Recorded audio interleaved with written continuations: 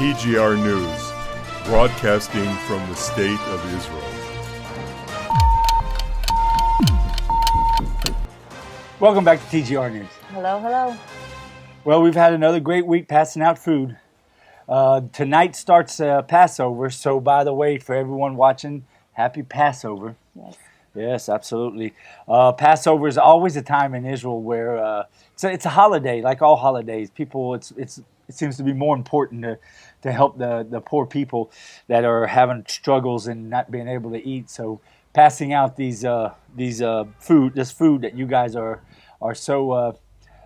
blessing everyone here to allow us to do is really important stuff, especially right now.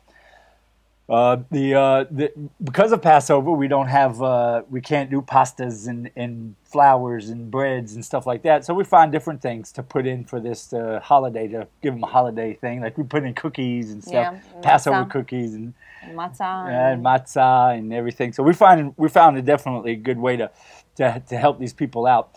The social worker we work with called us the other day, asked us if we could add another person that is in real dire need. And I told her, I said, when someone like that is in need, I'm sure God will answer, and it'll be through you guys, because as soon as the finances come in, we'll definitely add them and others to the list of people that we help. It's all in your guys' hands. This particular family, I think she said, their house got burnt or something happened and had a little fire, and they have nothing. They were already in really bad shape. So we're looking for someone to maybe volunteer their time here. It looks like we might hopefully be able to find someone to do a renovation to their house and just donate their time. Their apartment, and donate their time to help them out. But all the donations you guys are giving, and I'm sure there'll be more coming, really is blessing everyone here in Israel. So thank you. From them, thank you. Yeah. Yes, absolutely, thank you. Yes. And just like we said, if there's links below the video to the support page and Patreon, and if you don't want to use that, you can just go to thegoldenreport.com, go to the Support Us page, and you'll find ways to donate to this wonderful cause. So let's get started. Yeah. Okay.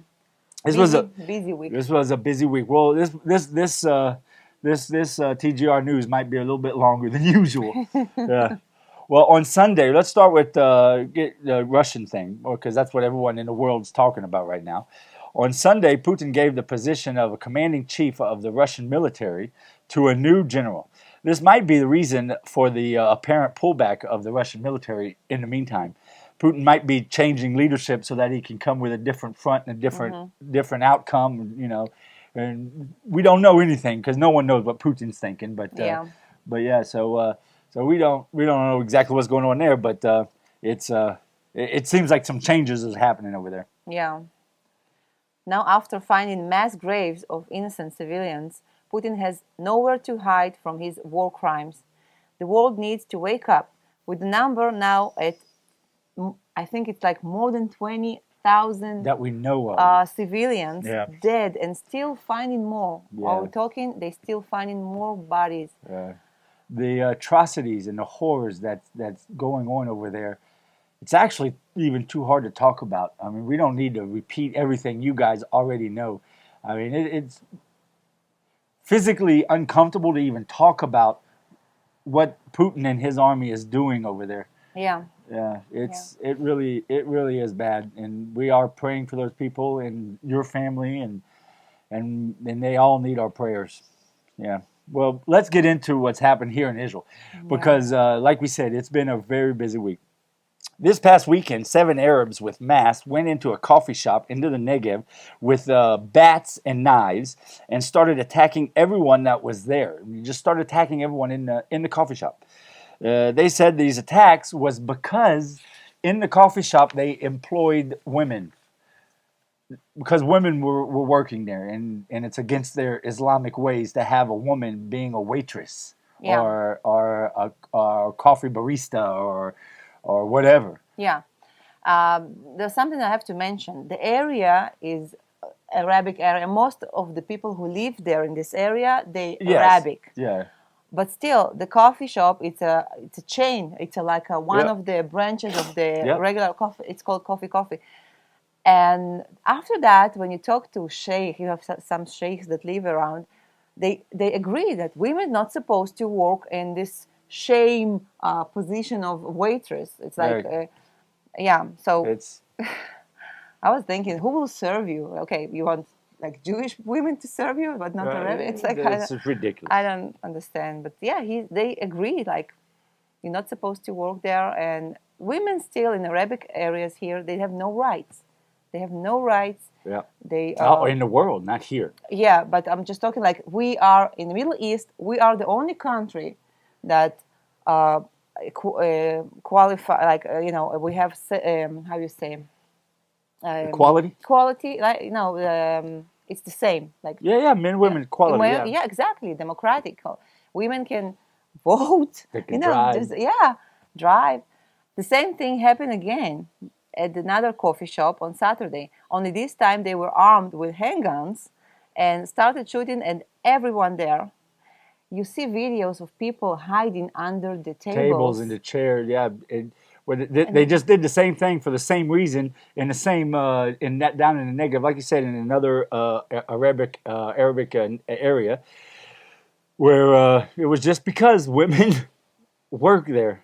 Last week, Israel had another terrorist attack, this time in Tel Aviv in the evening. The terrorists stood outside of a bar restaurant and opened fire, killing 3 and injuring 13. Within 2 hours, the police found the terrorist in a mosque in south of Tel Aviv, in Jaffa, if you guys know Jaffa, which is connected to Tel Aviv down in the south. They finally found him hiding out there. This really is a wave of terrorist attacks that's happening here in Israel. It's we need to get a hold of it. We need to get a hold of it real quick. Yeah. Yeah. All week, the IDF went into Jenin to arrest all the Arabs involved in planning the attack in Tel Aviv, including the family members. The Islamic Jihad said that they are hiding the family members and are making payouts to any Arab that shoots at the IDF soldiers when they're coming into Jenin and stuff like that. Yeah, they even have levels. Like if you just shoot towards the soldier, it's 100 shekels. Yes. If you shoot and injure, like it hit, you have 300 shekels. It's like it's like a video game Oh. where you get points. Yeah, exactly. It's insane. So they're really, really working on encourage people go out and injure Israelis and shoot Israelis. Insane. They're really working hard every day on their social media. It's just one big provocation. Yeah, absolutely. Well, all the Islamic groups are being called by their leaders to gather and attack the state of Israel. They congratulated the terrorists for killing Jews, but now they need to ramp up their attacks as well as get ready for the IDF coming into Jenin again. Meaning, make traps to kill the IDF, and like you said, to shoot them and do all kinds of things to be able to get them. One thing good though is the IDF is not backing down. They're going in, like we said earlier, every day this past week. They've gone into Jenin and other places and Tulkarem and all over all these major breeding grounds, I guess you would say, for terrorists in the state of Israel. Yeah, and they're very gentle. We're soft. We're gentle. Yeah. We're trying to do it as gentle. We just arrest people who needs to be arrested long time ago, if you ask me. Like one of them, it was killed a family 7 years ago. Yep. Yeah. So, yeah. As well on Sunday, an Arab tried to stab an IDF soldier outside of the cave of the Patriarch in Hebron. Yes. The soldier was not hurt. The Cave of the Patriarchs, I'm sure you guys, most of you guys probably already know, but just to be clear, it's the cave over in Hebron where Abraham is tomb where he is buried. So it's very very sacred place for Jews and Arabs actually, because they. Yeah. On Tuesday at 4:30 in the morning in Ashkelon, we had another terrorist attack. An Arab tried to surprise a police officer and stab him. Fortunately, the officer was not hurt, and he was able to neutralize the terrorist. I mean, but like we were talking about, it's just more and more and more. They're coming out of the woodwork, right? It's we're definitely looking into a new big wave of. Hopefully, we get. Last time we had a big wave like this of terrorist attacks, we talked about it before. It lasted for over a year and a half until the IDF did something serious enough to stop it. Hopefully, this time it won't last for a year and a half. Yeah. Yeah. In the city of Nablus, Arabs have been destroying the tomb of Joseph for a couple of days. When a group of Jews went to try to restore the holy site from the damage, they were attacked by Arabs in the area. Yeah. It was a big thing. Remember we talked, I think, a few weeks ago or months about how they destroying our sacred places that in their place where they live in Shechem. Absolutely. By the way, Nablus is in Shechem, one of their places. Yeah. So Jews cannot go there and protect the place, and even cannot go and pray there. We're not allowed to go there. So whoever are responsible for these places is their police, their you know. So they're not doing their job, of course, obviously. Yeah, they were really desecrating the tomb of Joseph there, and it was a sad situation. But finally, also the IDF went in and stopped them, and actually brought Israeli contractors and stuff in to start rebuilding it. I saw, so.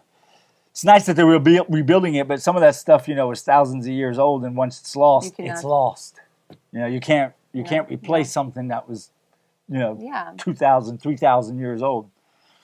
On Wednesday, the Israeli SWAT went into an Arab neighborhood and arrested two terrorists with plans and weapons to make a terror attack during our Passover holiday. The SWAT agents were disguised as the technicians during the mission, like they were, because it was close to like a university there, and so they were like technicians to work on stuff there, But so that is interesting. But the thing is just like 20 years ago, there was a big terrorist attack that still today the country talks about in the Park Hotel, in Netanya on the shoreline of Israel. Where the latest Seder, the Seder meal, the first Passover. When it starts Passover, when they went in a suicide bomber and killed quite a few people, so it seemed like they were headed out to do something like that again. But once again, the IDF intelligence got the information, went in and caught them before they were able to do anything. Thank God. Praise God, yeah. Yeah, absolutely. Praise God. The head of the Shabak, the mayor of Beersheba, and the leaders of the Bedouin communities down in the Negev South area met on Tuesday. This was a meeting to put pressure on the Arab communities in the South to get in line or else. Well, I hope it worked, but I doubt it. But I hope it worked. But the head of the Shabak, he's pretty, and also the mayor of Beersheba, they're pretty strict with this kind of stuff. So I mean, so I have a feeling that the conversation wasn't very friendly. Yeah, well, they have to be. It's a wild, wild west what we have in the South. Yeah. Really, it's a. Yeah, absolutely. So we see all these terrorist attacks, and it's ramping up, and it just keeps ramping up. But hopefully, we get a hold of it. After the coalition lost its chairwoman last week, we talked about that. Prime Minister Bennett realized that his actions were those of a left-wing prime minister and is now trying to make more right-wing decisions, like making a law to stop Social Security checks for the terrorist families. Terrorists who are known terrorists, their families stop getting Social Security checks. Too little, too late. It won't pass anyway because of the coalition he made with all the Arabs. So, I mean, it's not like it's just a statement he made to try to act like he's being more right-wing now. Like he's supposed to. Like he was supposed to from the beginning. But he knew, I mean, he's a smart enough man. Obviously, he's a pretty smart guy. He's a smart enough man to know that it is not going to pass through his coalition when he's got these Arabs in the coalition. The Arabs are not going to vote that Arabs don't get money from the state of Israel. Yeah. Right? Just because they killed some Jews from the family, right? Yeah. It's important to understand that taxpayer in Israel, we pay our taxes to support families of the terrorists in Israel, right? So it sounds like maybe a collective punishment if we don't want the families to get their money, but it's important for you to know that most of these families, like 99.9%, they know about the family member who wants to do this, Yep, the terror absolutely. act. Absolutely. They support They him, support. and so it's like, yeah. Yeah. So I don't want to pay to those families. I'm sorry. Yeah, I agree. It's about time to pass this law. Yeah, but it won't pass. That's the whole No, problem. yeah, So it's no, just it's Bennett not. trying to act like, oh, look, I am right Yeah, wing. I'm doing something. Well, on Monday night during primetime news, Prime Minister Bennett was interviewed to talk about the instability in the coalition and the wave of terrorist attacks. It was a long interview, so I won't get into all the details. He sounded like a man grasping for strings to stay in power, making excuses for the rise of cost of living, why he spent 50 million shekels on his house to renovate his house with taxpayers' money, Yeah. why his coalition is falling apart, and why his hands are tied by Arab parties in the coalition to handle this new wave of attacks. And when he started making excuses about that particular thing about how his hands was tied because of the Arab coalition, Arab parties in the coalition. Yeah. Well, he's the one who put him in there just to be able to have the seat to sit down and say, hey, well, hey, I'm prime minister now. Yeah, I heard from all this long interview that he's trying to frighten people, to scare them from another election. It's like back and forth, like, no, you don't want to get there. You don't want to get there. You don't want to get there. Good point. We are the best option. We save you from this election again and again. So it's like he really gasping for air, but he's trying to go. That's a great point. It's very true. Very, very true. The last thing he wants is another election to be able to lose. It's embarrassing to be so bad, that your own coalition is breaking apart. The whole country is against you. So yeah. Well, like we said, there was a lot going on here in Israel, and so that's why I tried to run through it pretty fast because I didn't want you to have to watch a 1 hour video. Yeah. But you have anything you want to say? No.